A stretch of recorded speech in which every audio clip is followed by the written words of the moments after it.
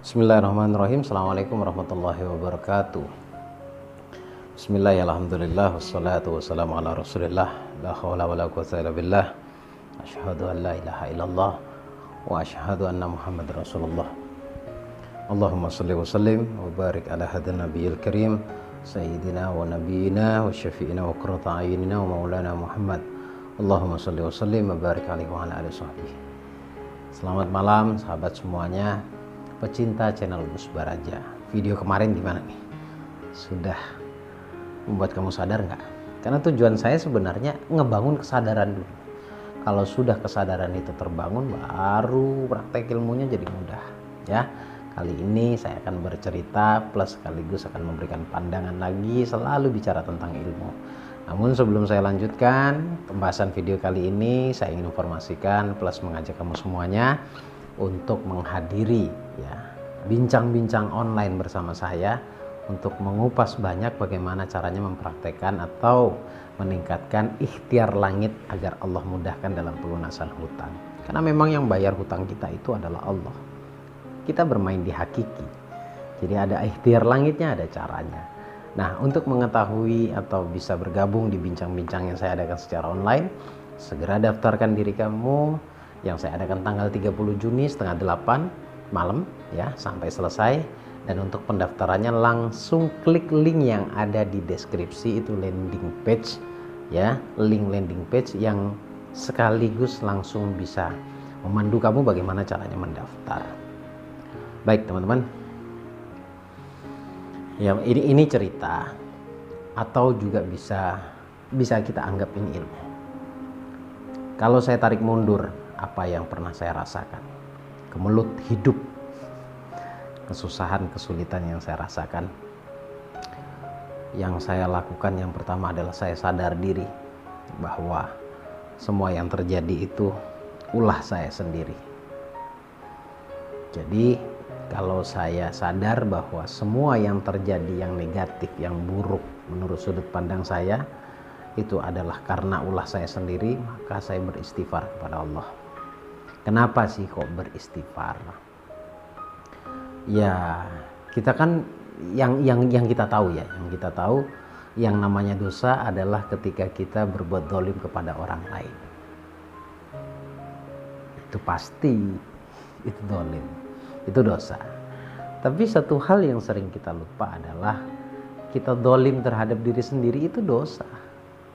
Dan hampir setiap doa yang tidak diijabah atau belum diijabah oleh Allah, pintunya atau penghalang pertamanya adalah karena sebab kita punya dosa. Ya, dosa yang seperti apa? Dosa yang tidak atau belum kita akui, dosa yang belum kita sadari, dan bahkan mungkin kita nggak tahu dosanya kita di mana. Makanya tadi saya katakan tuh, saya bocorkan di awal bahwa ketika kita mendolimi diri kita sendiri itu dosa. Ya itu dosa dan itu patut untuk kita akui. Kenapa seperti itu? Ya kita belajar banyak dari kejadiannya atau kisahnya Nabiullah Yunus ya, seorang nabi yang Allah uji dengan masalah yang sangat luar biasa, tertelan di perut ikan. Ya Allah kasih mukjizat keajaiban, beliau masih bisa hidup, Nabiullah Yunus masih bisa hidup di dalam perut ikan. Tapi yang menarik bukan itunya, yang menarik adalah warna atau doa yang dipanjatkannya. Ya, inni kuntu minadh dhalimin, la ilaha illa anta subhanaka inni kuntu minadh dhalimin. Menurut saya itu doa pengakuan kepada Allah. Dan ketika ngaku, masya Allah, Allah keluarkan dari permasalahan, dari perut ikan, dan Allah angkat derajatnya, kenabiannya Allah angkat ya, Allah berikan hadiah yang luar biasa. Nah, kita belajar dari doanya Nabiullah Yunus. Karena kita suka lupa satu hal nih. Ya, yang sering kita ingat kita mendolimi orang lain itu dosa. Iya, itu benar. Itu pun juga harus kita perbaiki. Tapi yang suka tersembunyi bahkan tidak kita sadari adalah ketika kita mendolimi diri kita sendiri. Dan saya sadar banget kalau itu dosa. Sehingga muncullah di dalam perasaan saya, karena basic saya juga berilmu, ya saya harus berdamai dengan diri sendiri. Saya harus berikan pernyataan yang indah untuk diri sendiri. Saya mulailah melakukan banyak metode terapi ya, ada terapi kertas, terapi apa ya, terapi kesadaran diri, terapi macam-macam. Dan terapi saya itu unik. Saya tidak hanya menggunakan basic hipnoterapi pada umumnya, karena saya memang juga seorang praktisi hipnoterapis. Nah, saya juga menggabungkan dengan ritual-ritual yang pernah saya dapatkan di dalam pembelajaran spiritual seperti wiritan. Tetapi zikir atau wiritan tersebut adalah fungsinya hanya untuk mengakui dosa saya, ya, untuk memperbaiki apa yang sudah saya lakukan dan salah sehingga saya perbaiki itu. Nah, dari itu, ya, dari kesadaran itu, akhirnya Allah banyak berikan ilham, Allah berikan petunjuk di dalam hati saya.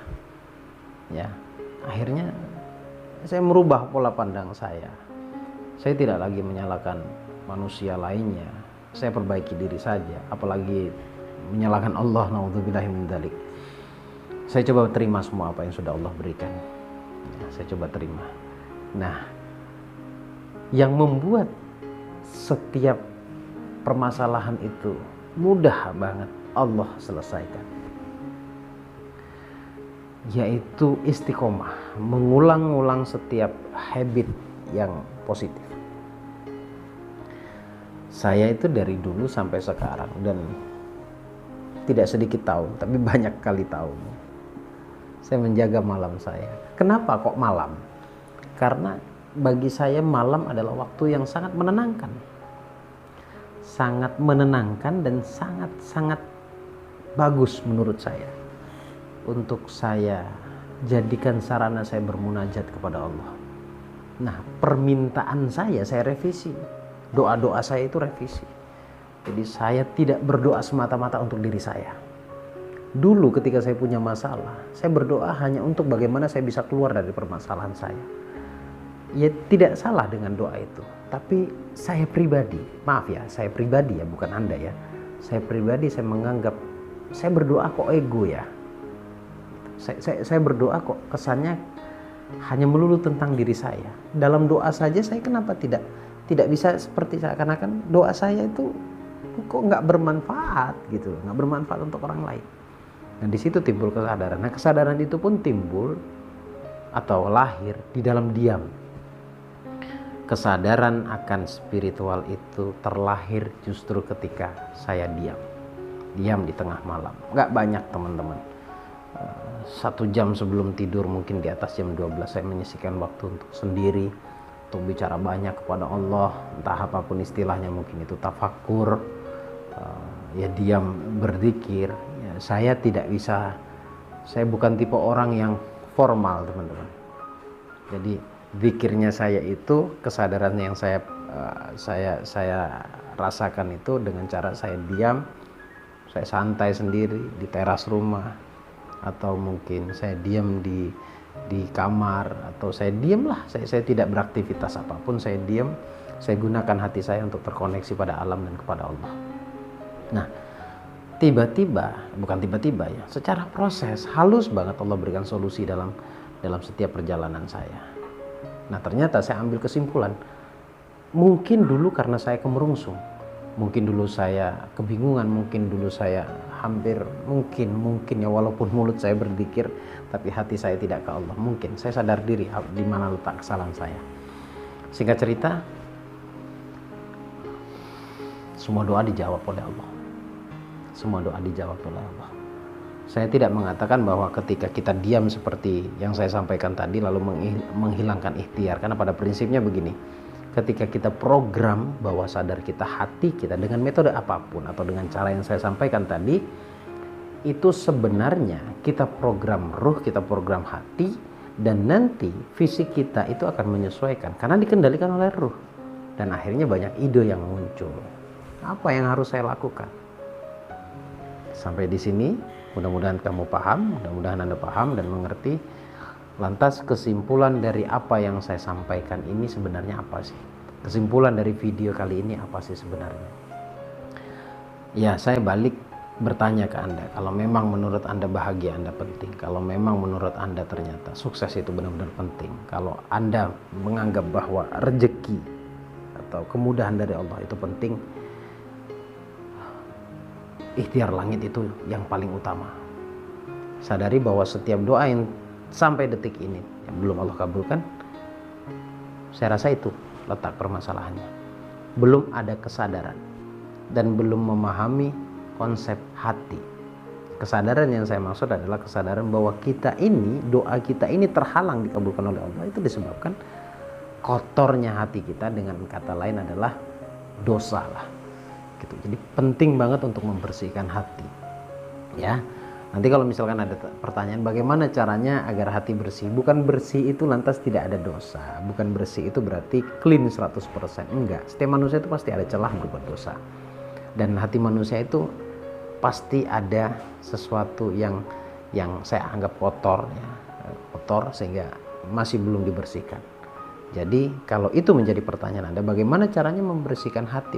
Bagaimana membuat hati itu terbebas dari belenggu-belenggu yang menghalangi kita untuk mendapatkan keajaiban dari Allah? Saya akan bahas di video berikutnya, yaitu bagaimana cara terapinya, bagaimana cara yang harus dilakukan rutin setiap hari.